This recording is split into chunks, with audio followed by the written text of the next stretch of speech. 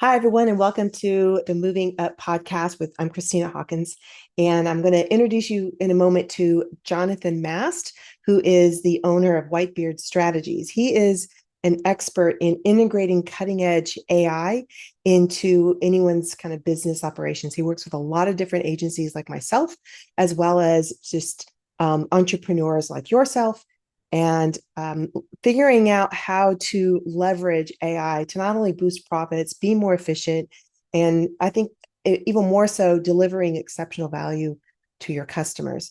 So in today's episode, we're going to dive really deep into AI, how it's transforming the movie industry. I'm going to ask him some questions on his thoughts, where he sees it going, some tools that he's using, his recommendations on how to use different variations of AI, and just kind of how it's being kind of worked into operations and marketing, customer service, and making businesses a little bit more competitive using AI. So if you haven't started looking into AI, now's the time.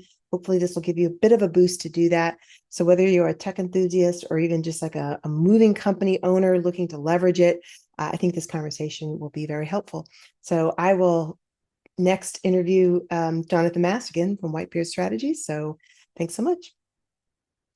Let's just start off with, tell me your name and your business and a little bit about yourself. Sounds good. Well, thanks again for having me on the podcast. I'm thrilled to do that, Christina. I'm Jonathan with Whitebeard Strategies. No idea where I came up with that name, but it's something that works for me. And we really work to help businesses integrate AI into their operations so that they can really, our goal is three things typically: save time, increase profits, and deliver more value to the clients. And having been in business for a few years, one of the things that I get excited about is the fact that AI lets us as a business do all three. Normally, we have to choose, do we deliver more value or do we make more money? Well, now we can do both at the same time. Right, right. And I think that's one of the reasons why I connected with you so much, was that I'm a real proponent of it. I see its value. And I thought, I was on your podcast about a month ago, I think. Yep, But yep. you're all over Facebook, and I know you're getting known for this as well. So your insight is going to be fantastic.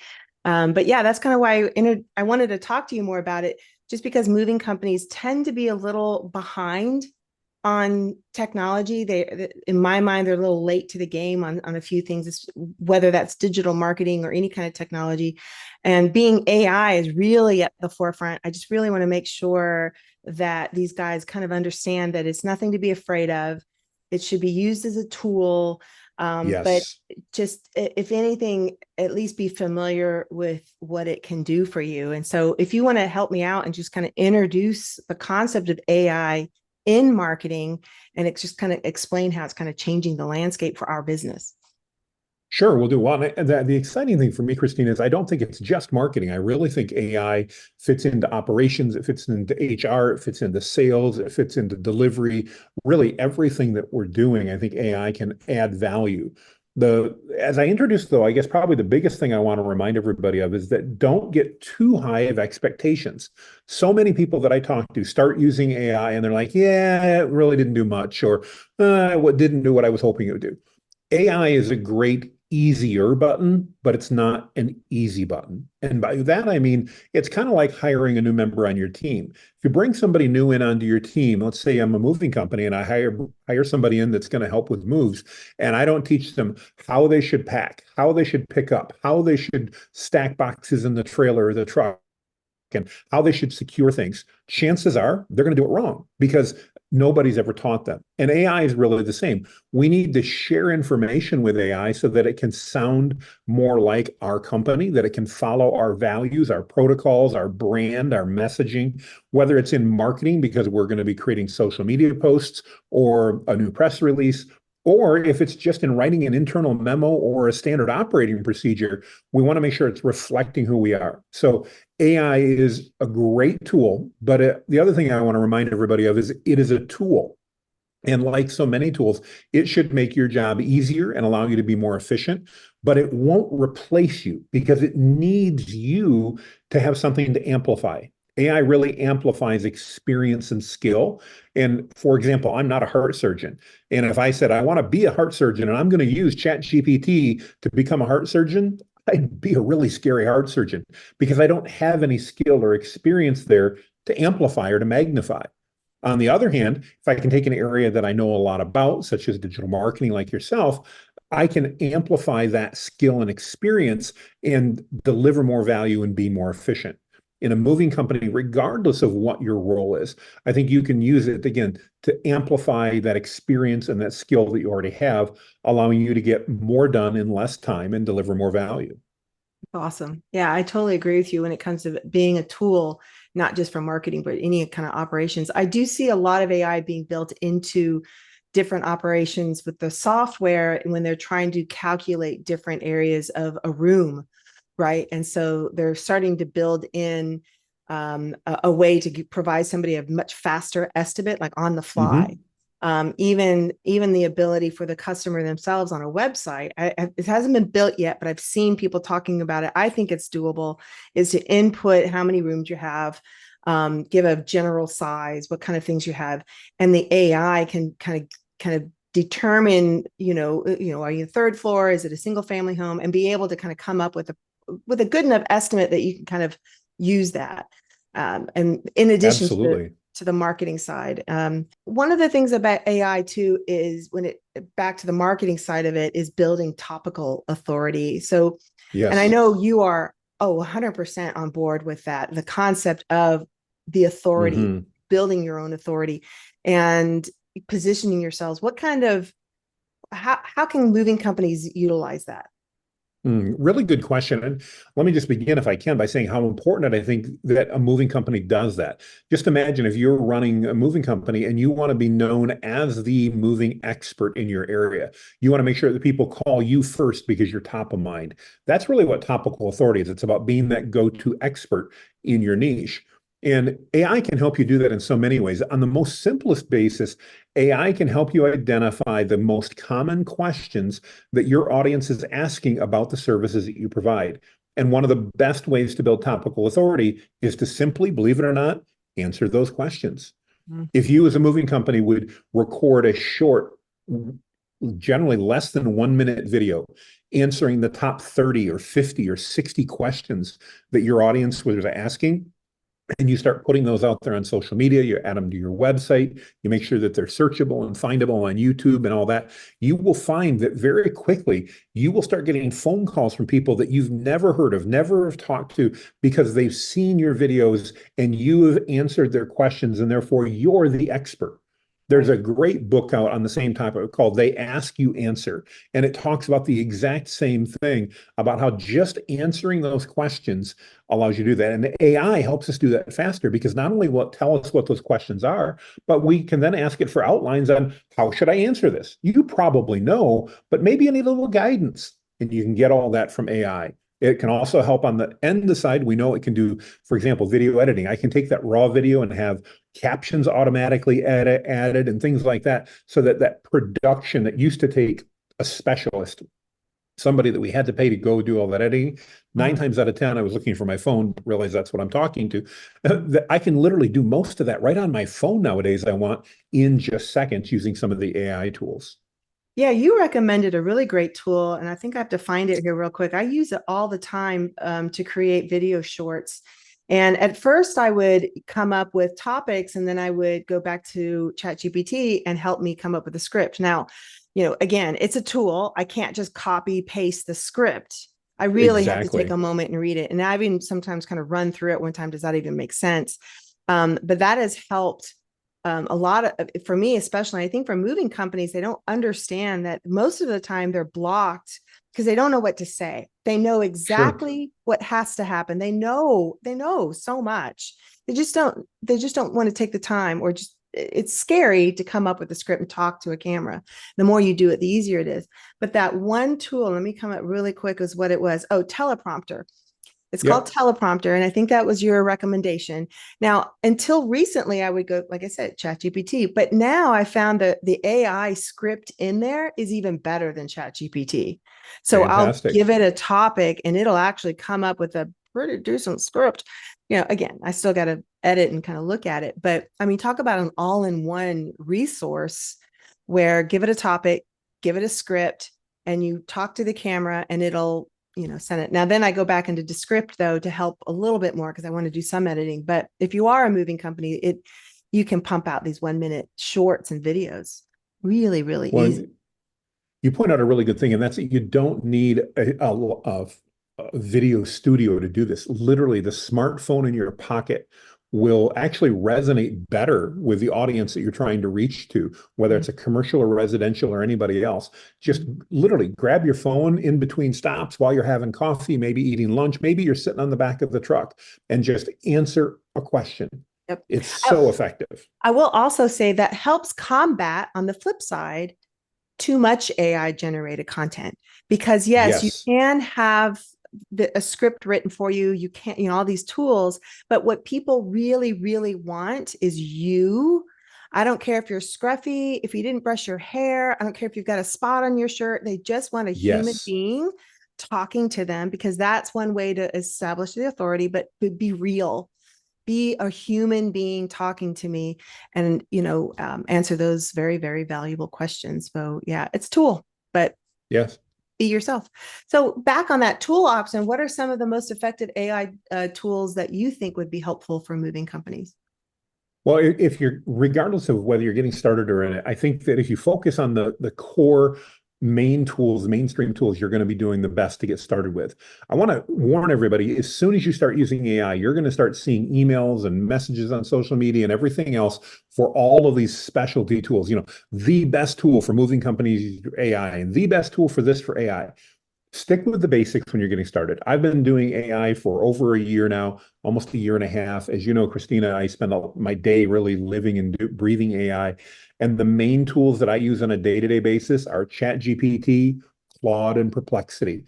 The three of the main tools. I use Midjourney a lot for creating images.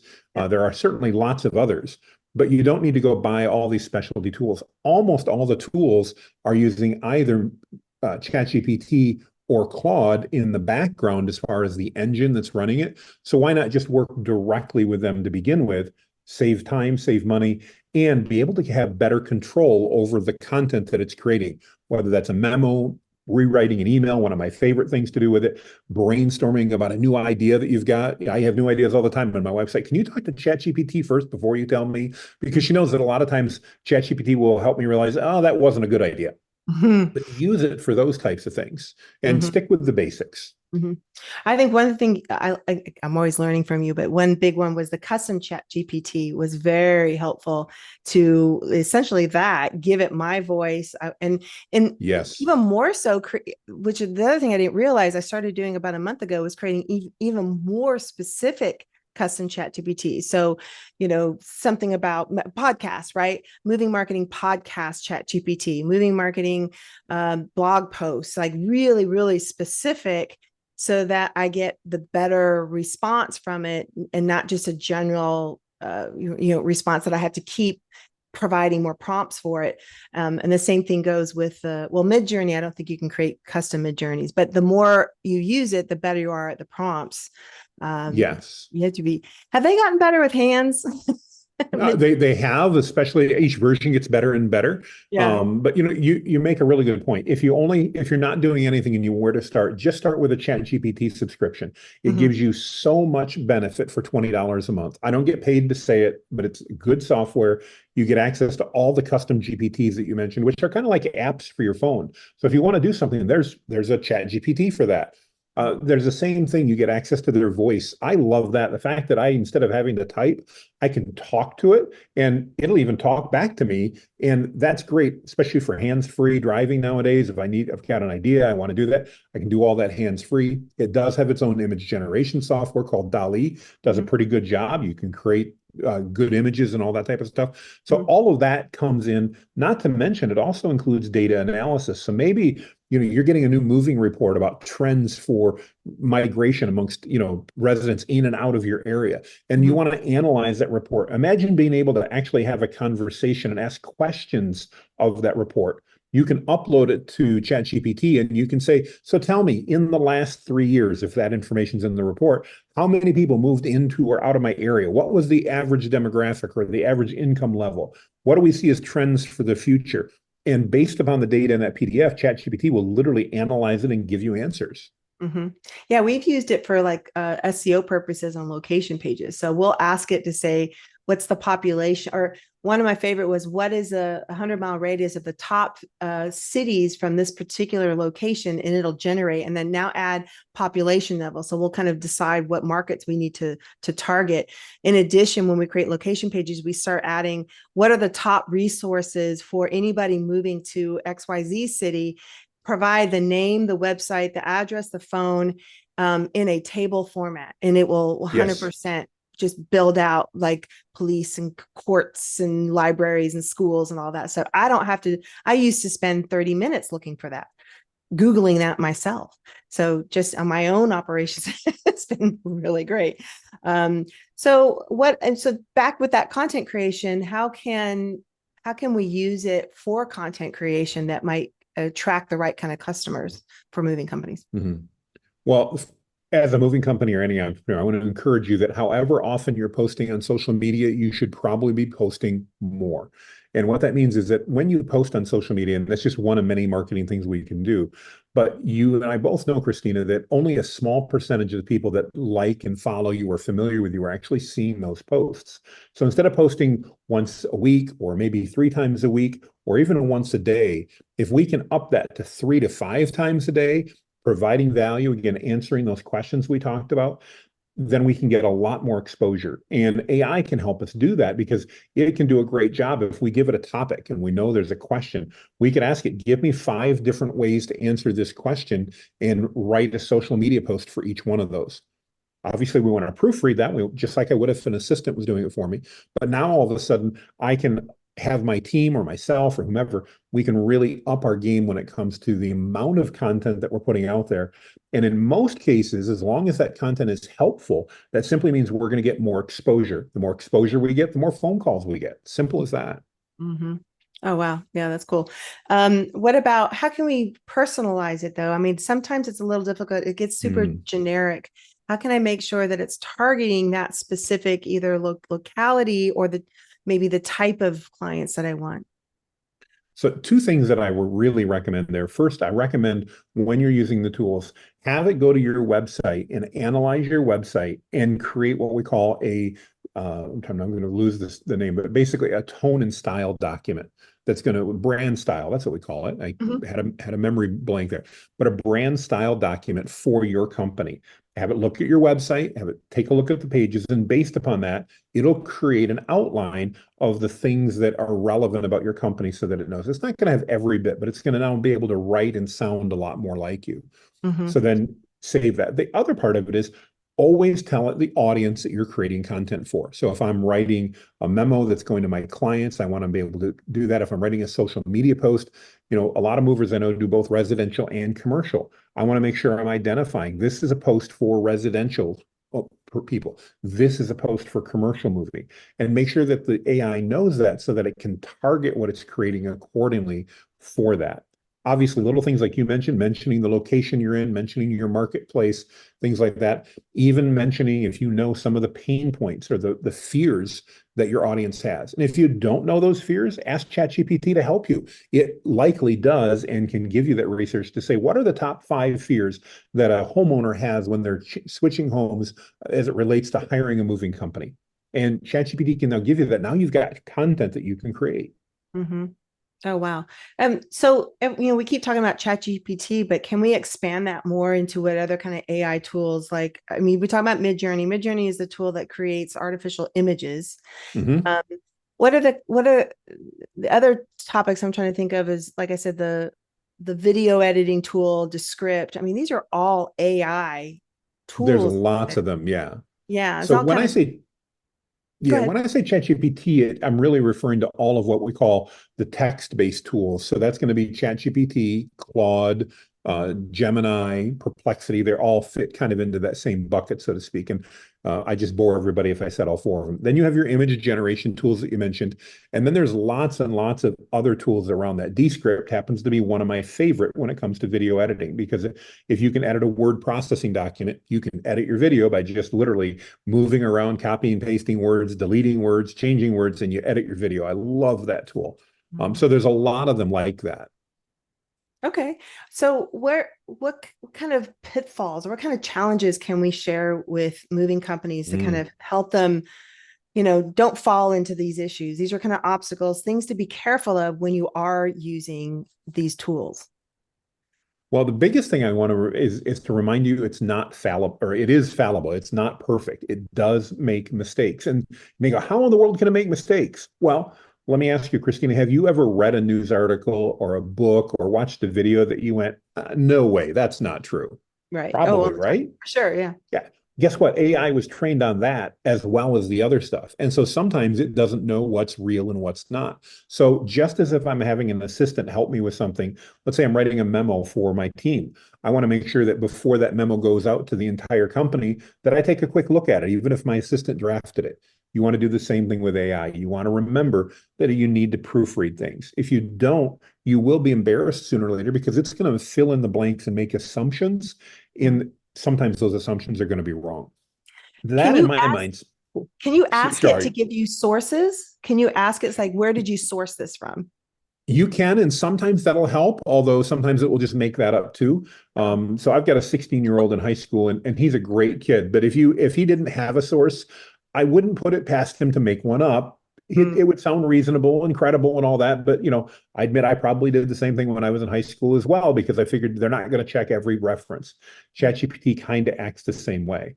mhm. So yes, you can ask that if you want to, and that can be helpful. You I still always, have to check it though. You still have to go, oh, look at their source. yeah. Is that even a real company or a real? Okay, yeah, I get it. Exactly. Mhm. So that's just one of the things that you get used to. Now, the good news is in my experience, normally when it's using statistics, if it's not a stat you gave it, generally that statistic is not integral to whatever it's creating. There are exceptions, but generally it's not. So, if it says 63% of residential residences who are moving prefer to use ABC moving, if you don't know if that's true, you can just delete that because it probably isn't relevant to the overall article, the blog post, the memo, or whatever that's being written.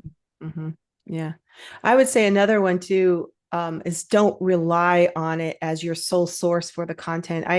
I sometimes get Correct. clients that send me blog posts. I rewrote 20 blog posts and I'm like, there's none, I wouldn't use any of these.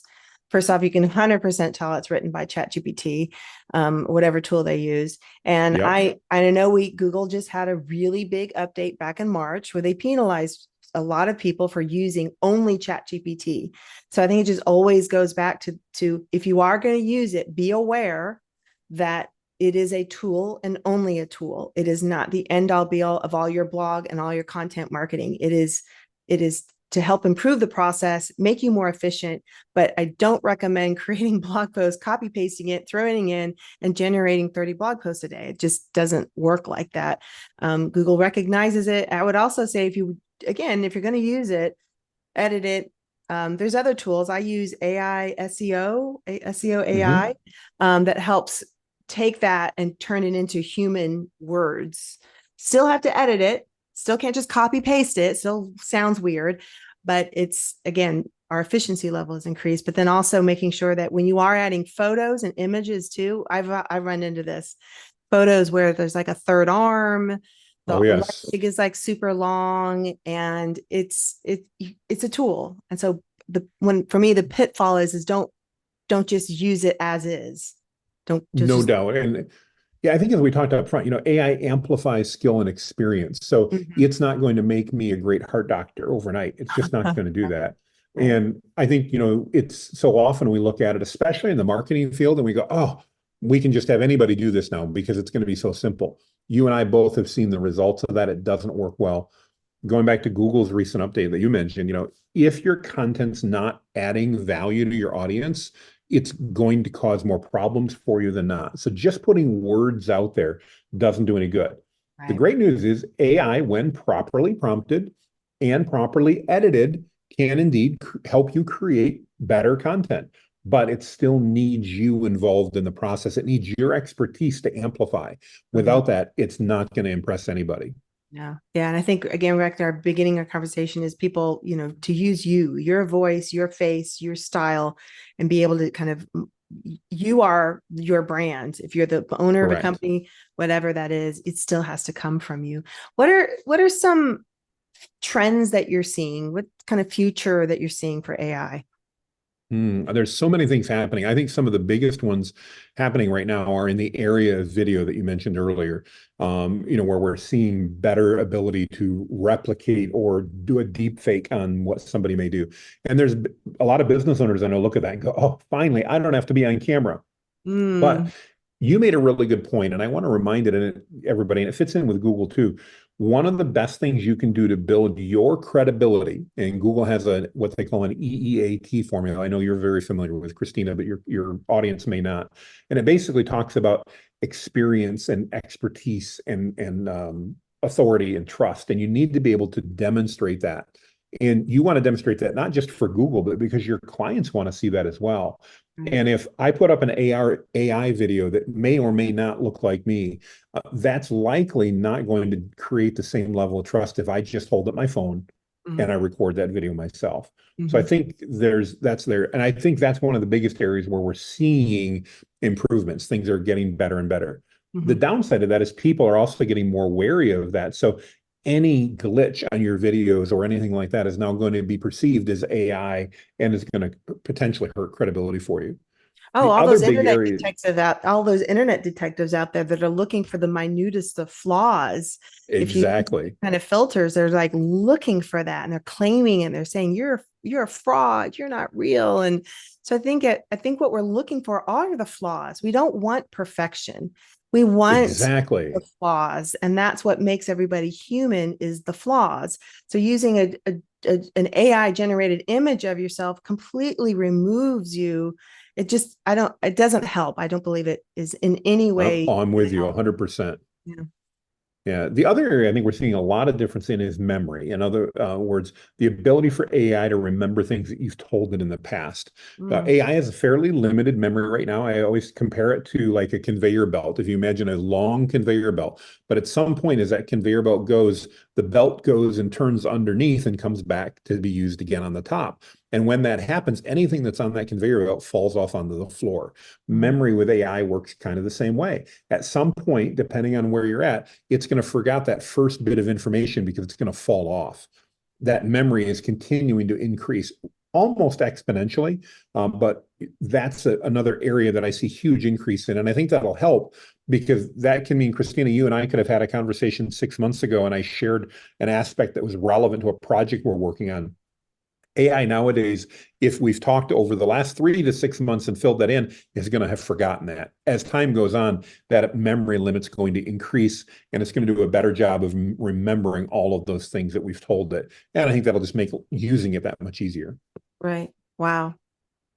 Memory. I didn't even think about that. That's true. Because every time I do use the chat, it's like I have to remind it even if I use the custom ones, I have to kind of remind it over and over again. Like, remember Mhm. when we talked about this?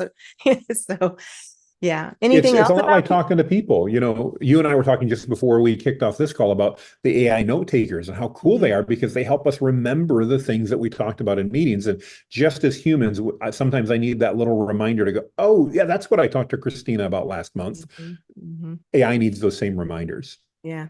Yeah. And just for you guys, we were talking about, note takers on Zoom. You talk about a really great tool that I insist on all of our meetings being on Zoom so that I can record it and it instantly creates highlights for me. And it's so funny because most of my clients get on, they're like, what is this? Like it just Hmm.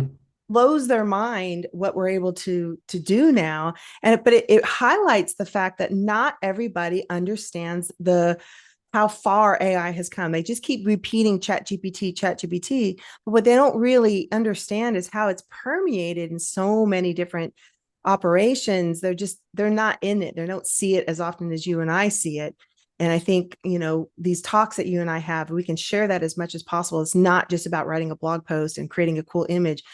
The operations things. And so how can you fit this into your sales team, right? So if you have conversation with clients on sales, that can be on a Zoom call. All these things can be incorporated in your daily operations to help you make you more efficient.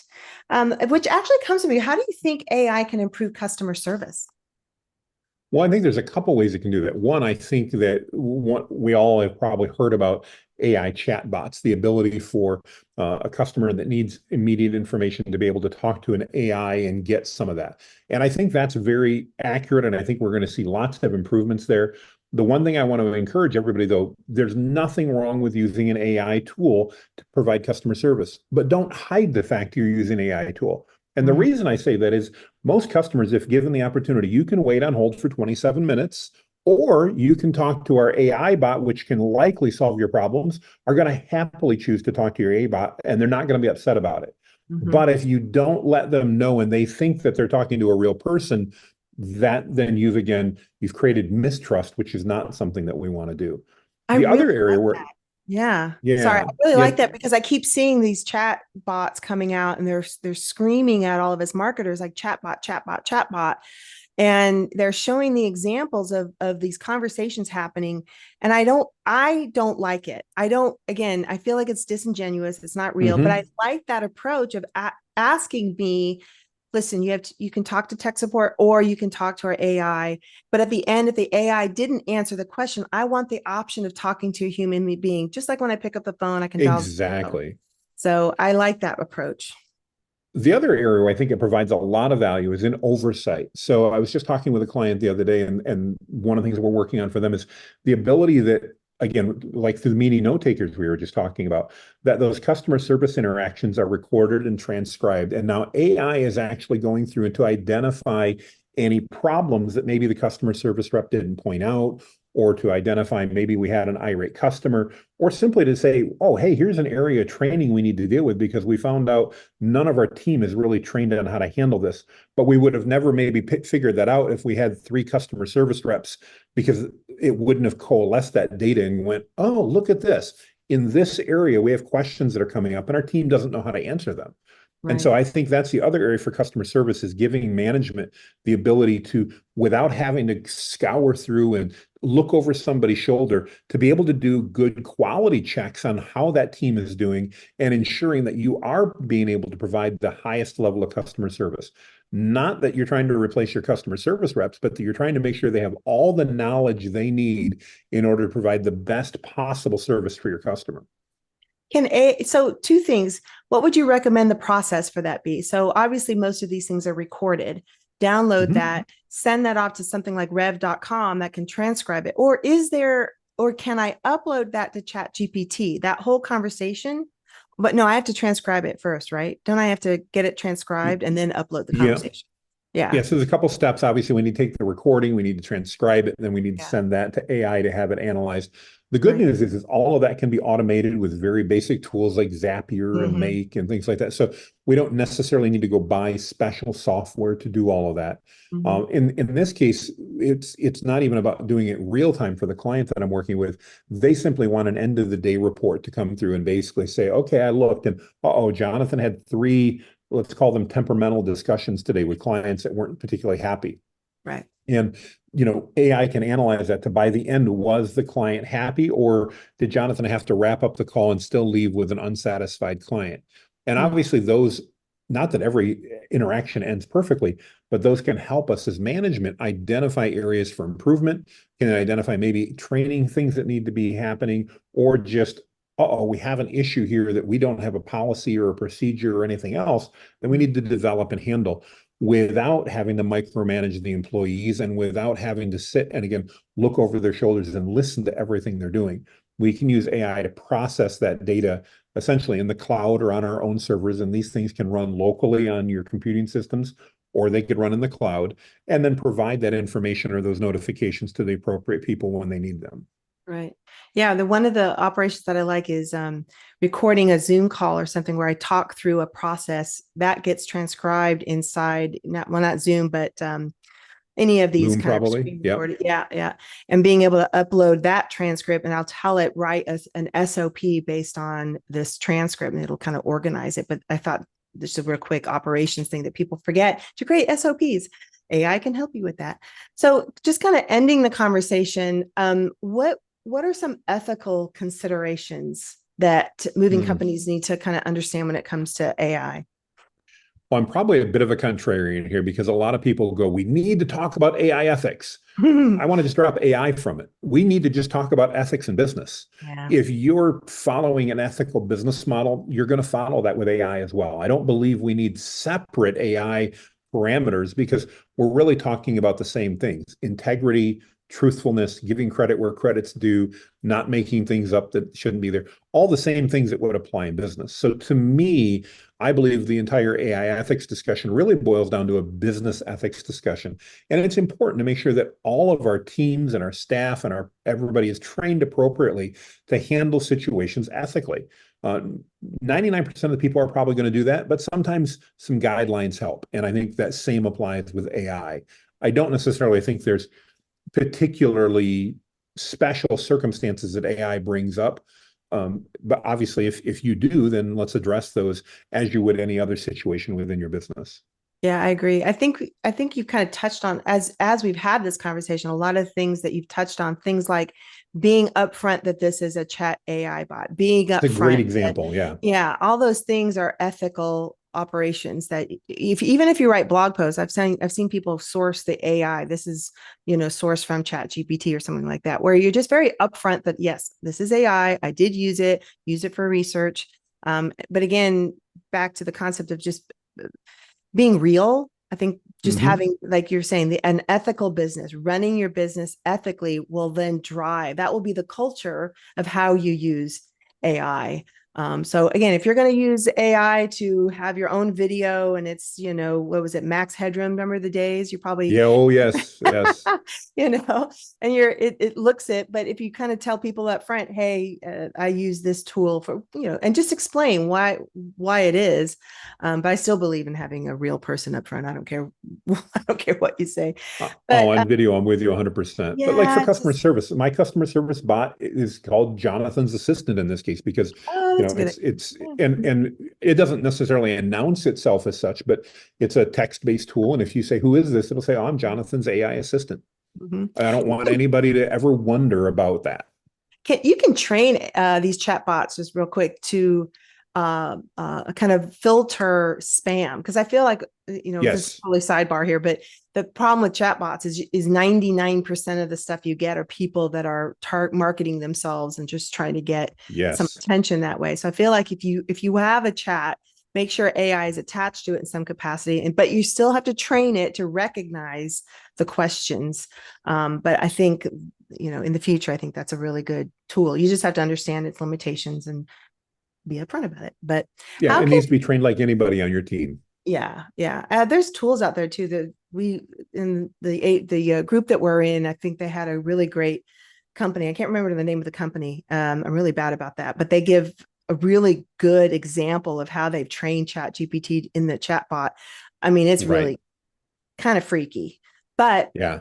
again, they're very upfront saying this is AI bot answering questions. Anyway, how can a moving company start with AI? What would you recommend they do to get started? Well, I think the first thing I'd recommend is bring your management team or your leadership team in and have them start using it and challenge them to use it a couple of times a day to do something simple like write a memo, create a standard operating procedure, or just write an email. We've all had those emails that we need to write and we just it's like, oh my goodness, how do I say this the right way? Google Let reviews. ChatGPT Answering and Google yes, reviews. thank you. The next thing I'll say is whoever's in charge of answering your Google reviews, Mm, use ChatGPT to help you do that. It's unemotional and it will do that. So when you get a rotten review from somebody and you didn't deserve it, instead of being the way that you know how it is, Christina, you feel, mhm. I can't believe they said that. That's not like, no, let ChatGPT respond and let them know that we want to resolve the situation. We appreciate your feedback, but Right. we would like to talk about the details because it'll de-escalate that. And remember, just a sidebar, totally on AI related, but the way you respond to negative reviews reflects a lot on you as a company. And Mhm. so if you get one, it's okay. Everybody gets negative reviews. You can't please everybody all the time. But when you respond to that, well, other people in the future will look at that and go, oh, well, they didn't blow up and get mad and call the person a liar. They Mhm. handled it professionally. They let them know they wanted to deal with it. I Mhm. think I can trust this company. So yeah, that's another thing. Yeah. The last thing I would do as far as using it as a moving company is encourage your team and give them permission to use the AI tools to help them do their jobs better, not to cheat and get things done wrong, but to help them be more efficient. Mhm. And I think when leadership takes that position and then possibly start demonstrating, doing some training, if necessary, bring somebody like Christina or myself in and let us spend 30 minutes with your team in a team meeting, just teaching them some of the basics of what they can do. That'll create a culture of innovation within inside the company and will allow your team to help find best ways to do it. And that'll ultimately, again, provide more value to your clients. And that means better testimonials. That means more sales. Oh, that's fantastic. Thank you so much, Jonathan. That was really, really helpful. Hopefully you can come back and get more in depth on some of these other topics that we kind of skimmed over. But how can people reach you if they want to learn more about AI and their business? Well, as you know, I've got a large Facebook group that's designed Mhm. just for business owners. We've got about 95,000 people in there right now. You're welcome to join that. It's perfectly free. If you want the link for that and other free resources that I have, just go to jonathanmast.com. That's jonathanmast.com/link tree, and it'll come right up. There's links to my upcoming courses. There's links to my group, anything like that. And I have a ton of free resources. You don't have to spend any money. You can still learn a lot. That's fantastic. Thank you so much on it. And all that stuff I'll put in the show notes. So again, Jonathan, any other parting words that you want to give, or you good? Don't be scared. Embrace AI. It's a tool that's here to stay. And those that learn how to use it well are going to thrive. Awesome. Thank you so much. This has been great. I appreciate your time here. Thank you. Thank you. You have a good day. I'll talk to you later. See you on Facebook. Bye. Bye-bye. Okay, so thanks for staying in tuned for the podcast with Jonathan. I think I know I learned a lot from it, some things I didn't even know. I hope that today's discussion kind of sparks some ideas for yourself and how you can integrate AI into your own business, not just kind of not just to keep up with technology trends, but kind of genuinely enhancing your own services. What can you do? How can you leverage AI in your own business? It is a tool. Just remember, AI is a tool to amplify your capabilities, and it's not meant to replace you. It's meant to provide you, again, just from an efficiency standpoint, but you still need to be you. You still need to be authentic you, and you need to present yourself. I think that's going to be the best way to utilize AI. And again, thank you to Jonathan for his help.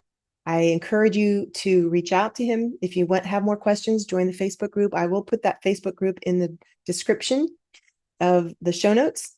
And good luck to you all. Let me know if you have any questions in the comments. Thanks so much. Bye.